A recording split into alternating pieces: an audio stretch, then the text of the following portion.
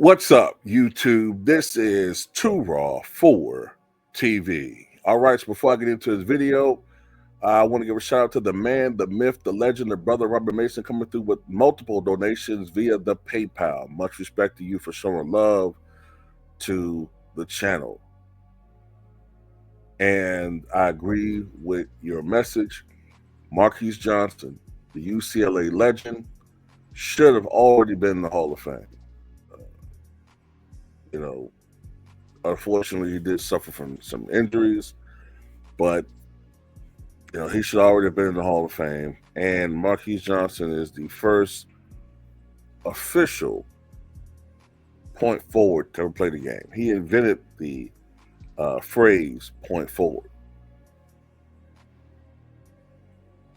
And I want to give a shout out to the brother Zach Hankins for the donation to the channel via the Cash App. Salute to you for showing love. All right, so Houston attorney Tony Busby has dropped the lawsuit against Sean Jay-Z Carter, which was filed in December. The lawsuit accused Jay-Z and Sean Diddy Combs of drugging and raping a 13-year-old girl back in 2000. The allegation Jay-Z consistently denied as a blackmail attempt. Jay-Z expressed relief over the dismissal, calling the allegations frivolous and without merit. And the backstory of this, of course, is the lawsuit accused Jay-Z and rapper Sean Diddy Combs of drugging and raping a 13-year-old girl back in the year 2000. Of course, this girl is now, let's see, it's 24, 25 years ago. She will now be about 37, 38 years of age. The anonymous accuser, identified as Jane Doe in court documents obtained by TMZ, claimed the assault happened at an after party following the MTV Video Music Awards. From the beginning, when the lawsuit was first filed, Jay-Z claimed the lawsuit was a blackmail attempt. From the outset, Jay-Z maintained that the lawsuit was an attempt at blackmail. In response to the dismissal, Jay-Z issued a statement saying, "Today is a victory. The frivolous, fictitious, and appalling allegations have been dismissed. This civil suit was without merit and never going anywhere."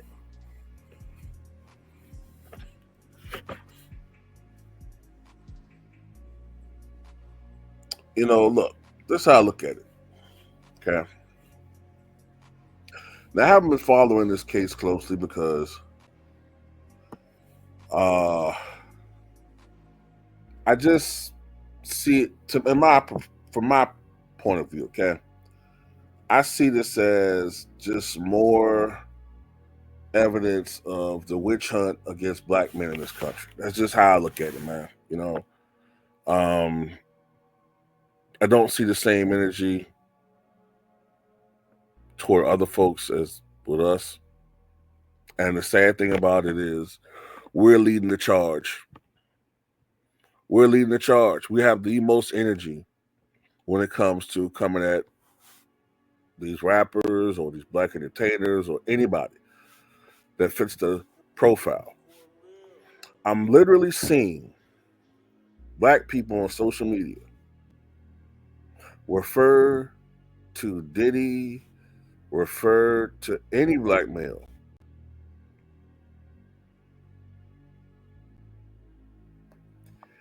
as, I can't even say it.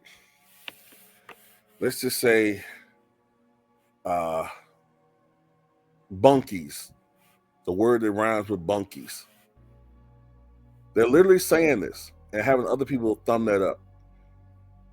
I don't know what's wrong. Like I've said before, there's something wrong with these so-called black people today. They look like us, but they think like WS's. I've said it before, and I think this is further evidence of what I'm talking about. I'm not saying that you're supposed to just root for somebody because of the color of your skin. That's not what I'm saying. But at some point in time, when you start seeing a witch hunt against your people, something got to kick in with you. Something got to kick in. At some point in time, you're like, wait a minute, man. Wait a minute. Okay, I've been trying to be fair and balanced, trying not to go there with this, but I can't help but see what I'm seeing. If you declare war on my people, then goddamn it, you're at war with me.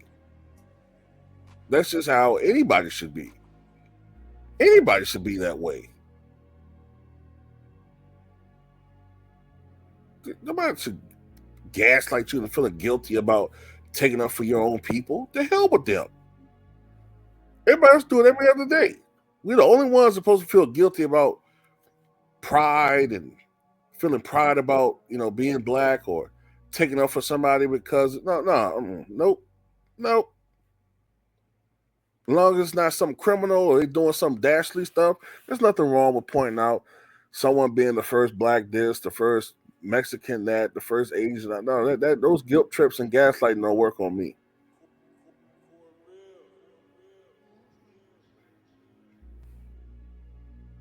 But anyway,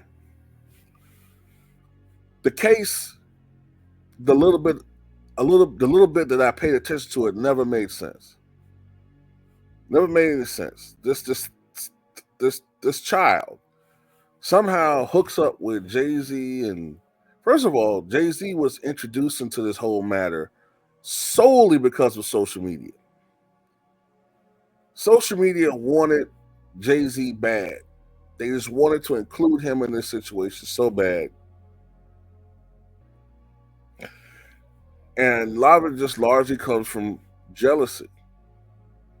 The crabs in the barrel mentality strikes again. All these rich black millionaires and billionaires who have helped to create generational wealth for their families, for their kids, grandkids, jealous ass, envious, failures in life, black people, for the most part, and people in general, see this black excellence and they want it destroyed. Now, there are some people who genuinely are interested in this case and they feel like maybe there's something there. That's fine.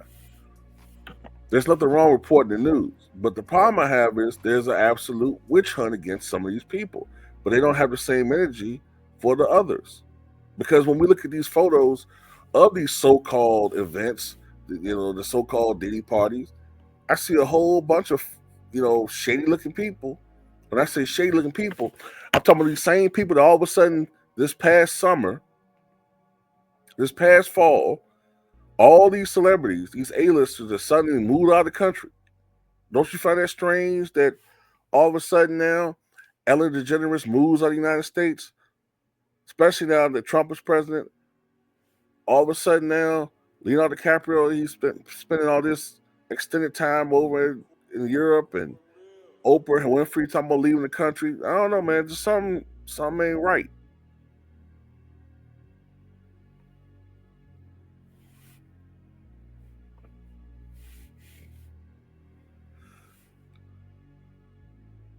So like, I think this was just a cash grab. The story never made much sense to me. A lot of these stories, they just sound so rehashed and retreaded, and like they just come from the same thought process of, oh, they took advantage of me and they gave me a drink and I've drunk it and I fell for it and I woke up sore. And I'm like, at some point, man, goddamn, man, like, isn't this on you? Even if it is true, at some point you sound like you're just a dummy. You sound stupid. I mean, I hate to say that, man, but like,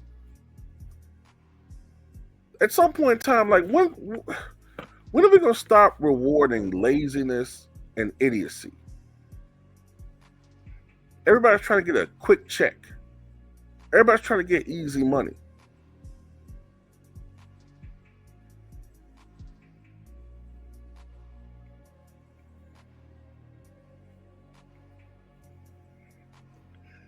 I don't know. So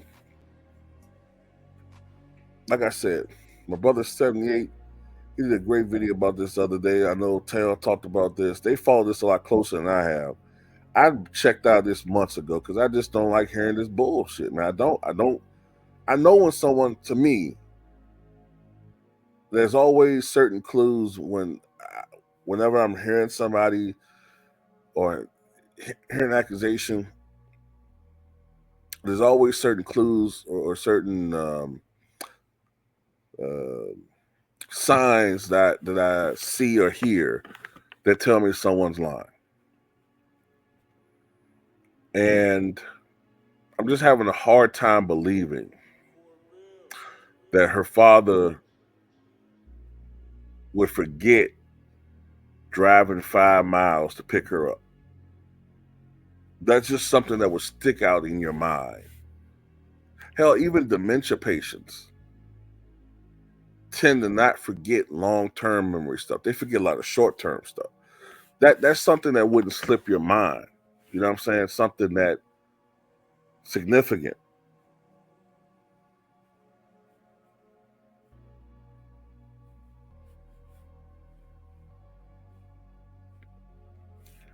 You know, so at the end of the day, salute to Jay-Z. You know, now I know with Diddy, his problems continue, you know, but at least this frivolous bull crap lawsuit, which nobody ever really believed, but it didn't matter. It didn't matter because people just wanted these things to be true. Like I said before, this is a witch hunt.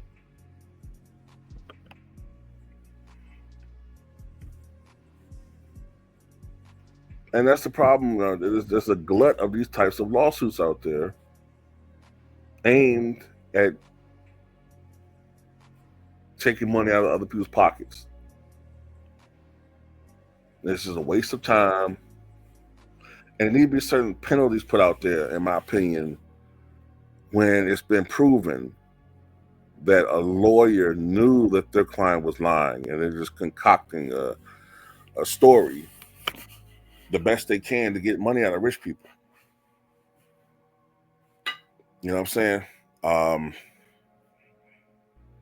But, you know, look, like I said, whatever the case may be, it's a victory because another one of these fake Me Too, believe all woman cases have been proven to be erroneous. And there's been a lot of these cases that the media doesn't report on that are proven to be untrue. And not just women, these dudes. These dudes who somehow all of a sudden have morphed into girls because they can't somehow defend themselves. They've been lying. So anyway, that's all I got to say about it, man. Like I said, I ain't really got much to talk about this. I haven't been following it.